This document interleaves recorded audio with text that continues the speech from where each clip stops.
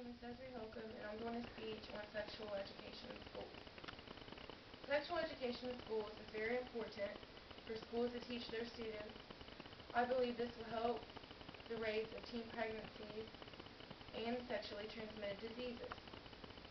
There are many ways to teach sexual education. There are videos to watch for students given by the teacher. A representative from the health department can come in and talk about sexual education, or like a doctor, any type of professional person that knows a lot about sexual education. Teens need to know about sexually transmitted diseases, such as chlamydia. This is bacteria of the genus. Gonorrhea, which is a common venereal disease caused by bacterium Neisseria, and genital herpes is an infection caused by herpes simplex virus.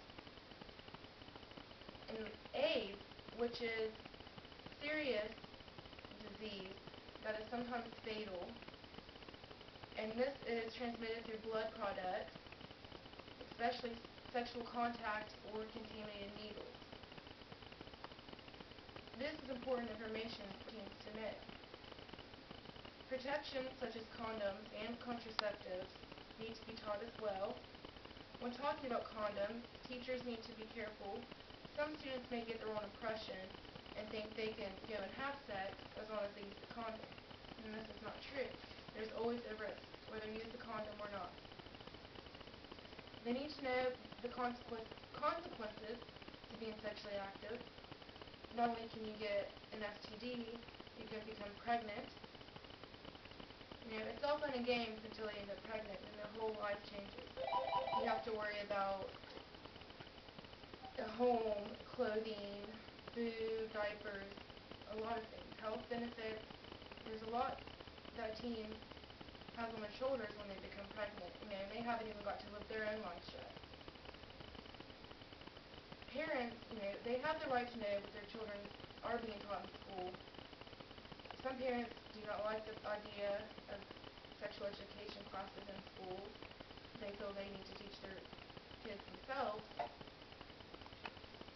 And parents need to ask themselves, can they really teach the kids everything they need to know about sexual education?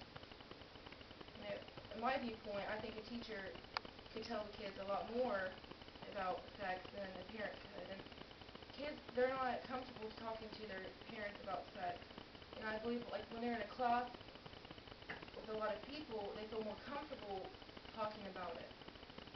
Because it's not only them they're being taught, it's a group of people being taught and discussing about it. I have some facts I'd like to share with you. The pregnancy rate among U.S. women aged 15 through 19 has declined steadily from 117 pregnancies to 1,000 women in 1990 to 75 per 1,000 women in 2002.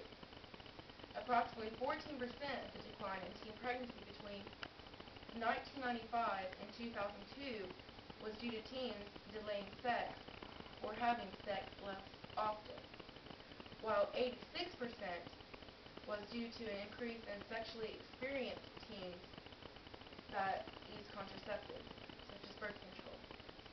Despite the decline, the U.S. continues to have one of the highest teen pregnancy rates in the developed world, almost twice as high as those of England, Wales, Canada, and 8 times as high as those of the Netherlands and Japan.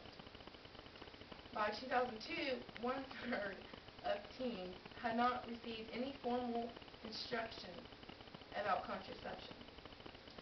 I think that sexual education will not only help teens realize, all the risks there are in having sex.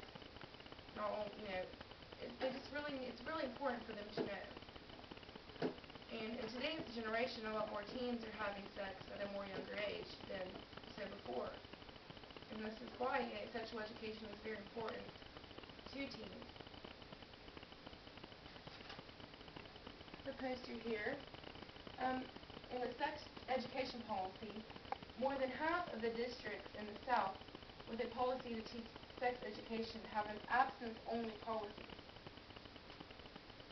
compared with 1 in 5 of such districts in the Northeast. The government's support of abstinence-only education. Despite years of evaluation in this area, there is no evidence to date that abstinence-only education delays teen sexual activity. Moreover, recent research shows that abstinence strategies may differ contraceptive use among sexually active teens, increasing their risk of unintended pregnancies. Right here I have a graph of the teaching gaps on sexual education. The pink represents what they believe should be taught, and the orange represents what they actually teach. Right here we have this on a scale from 0 to 100, and HIV, what they believe should be taught is 100%, but they only teach 80. STDs is 100%, and they only teach 87% on that. Abstinence is 100%, and they teach around 96%. Birth control is 89, and they only teach 69% on that. 84% for facts on abortion, and 62% is what they teach up there. Condom use, we have 80%, and 60% is actually what they do teach. And then we have on sexual orientation, 71% and 48%. Sex and pregnancy among teens, 750,000 teen pregnancies occur each year. 82% are unintended, and this is more than 1/4 ends in abortion. Sex education on teens' perspective. More than 1 in 5 adolescents, 21% females and 24% males, received abstinence education without reviewing any instruction about birth control in 2002, compared with 8 to 9% in 1995. And teens need to know that there's health departments they can go to, if they don't feel comfortable talking to their parents about it, or they need condoms. If you are sexually active, they need to know there is places that they can go to get condoms or to get contraceptives. They can go to a health department.